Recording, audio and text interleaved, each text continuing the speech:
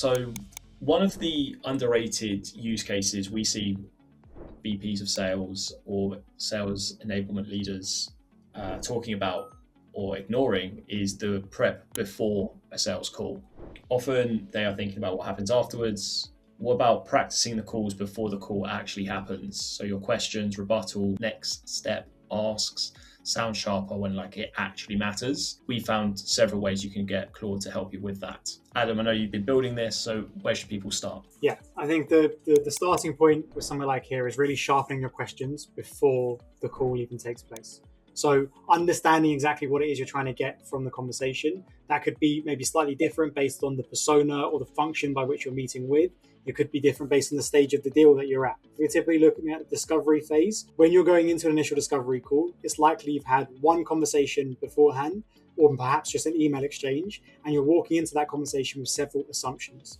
What I always wanted to do was go in with assumptions, but validate those assumptions. And what this Claude skill effectively allows me to do is ask the right questions to get a series of assumptions that can be a conversation starter or kind of an icebreaker in a sense. I almost always want the assumptions to be incorrect because that's how you get the engagement with the prospect, by getting them to kind of correct those figures. But ahead of time, I want to be able to bring something to the table that showcases I understand their business and I think I understand where my solution could potentially help. Helps you with the questions, helps you set up the call, build more rapport, get into better discovery faster. Are some of the other things you're doing in that using Claude to prep for? I think probably all of us have been in some sort of team call where you're doing a role play of sorts. And I've always found that role plays between teams, sometimes they can be really, really helpful and insightful, but often team members can be nicer to you than a prospect would typically be on the phone, and won't necessarily always think about things from that prospect's lens because they're thinking about it from another salesperson's lens.